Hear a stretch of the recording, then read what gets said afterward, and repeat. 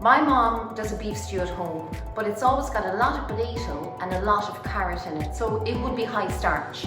And I'm going to see today if I can do a lower starch, but very tasty beef stew. So my top tip for cooking is to be prepared in advance of starting the actual cook. I tried to get a small bottle of wine, honestly I did, and I couldn't. But the thing about alcohol is red wine really adds flavour to red meat. And once you burn off at a high temperature the alcohol, you're left with the flavonoids, which are the healthy stuff that's in red wine without the alcohol. So try to buy a small, I'm going to get the camera person to drink the wine, I'm on the driver journey. So I have 2 rashers, chopped small. I got a kilo of stewing beef. And then if you think about what flavors do you want to infuse into the meat.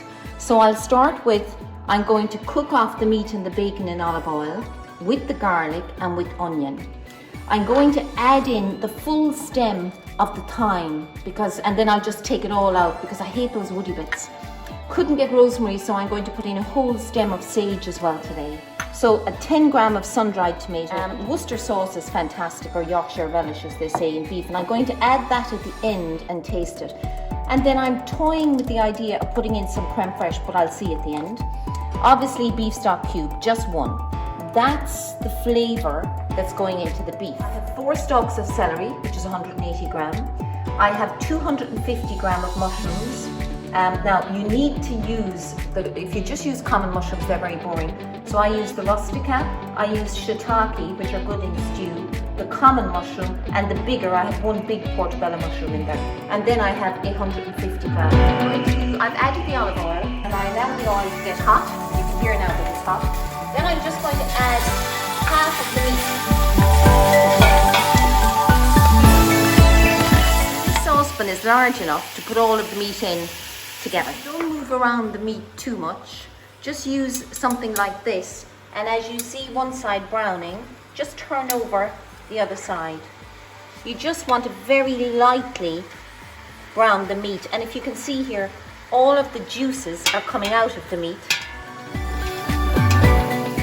You can take them out as they brown. You can see the saucepan is covered in the flavour of the meat. Put 1 more tablespoon of oil in.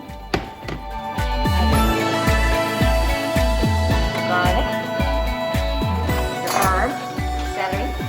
It's not a great saucepan, so it's sticking at the base. So if that happens to you, just add a little bit of the stock water in. At this point, you'd also add in your rasher. So that's your rasher, your onion, your garlic, your celery, and your herb. It smells so good. And really try to avoid stirring it too much. That's a mistake that I often make myself.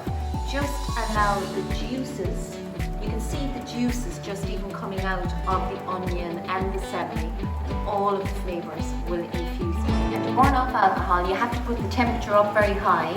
But I don't want to cook the beef at a very high temperature, even briefly, because high heat will tighten the proteins in the meat. So I'm going to burn off the alcohol here at this stage with the bacon, the celery and the onion. So you turn that up to 9. Add the alcohol. You smell the wine and the alcohol as it burns.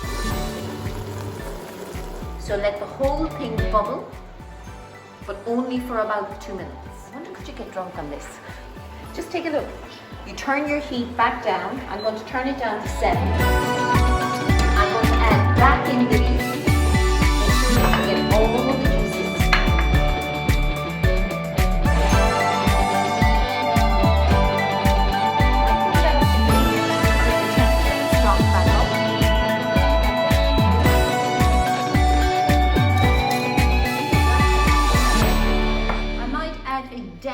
Worcester sauce now. Then I'm going to add back in my mushrooms.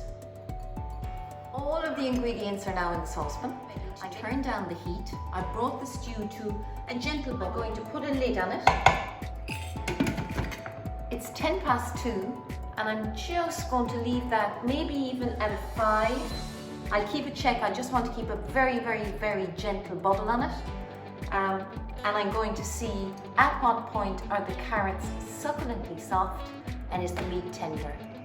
That's the stew done. So while I was doing the stew, I also got a whole chicken, pour all the juices out of the chicken, and that should break away beautifully. Okay? It is so nice. The juice is flowing out of it. Oh my God. I prepared during the week just a collection of lettuce, lamb's leaf, lettuce and rocket. And then from an earlier recipe, I did the beetroot, the red cabbage and the carrot.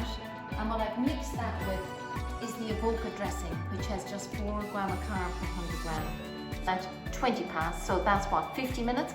Let's just see. So what I'm looking for is, using my jumper, I'm looking for the carrot to be succulent. That's the main thing really. So I might actually give it to the cameraman and just see. Is that soft? Tasty? Okay. Oh, that's tasty. Definitely does not need salt. In one stock cube, there's 5 grams of salt and 6 grams is the max for the day. So that's absolutely gorgeous. I think that's done. So I'm going to turn the heat off on that. I don't think I'm going to add creme fraiche to it. It does. I just calculated it and it works out at 31 grams of carb for the whole recipe.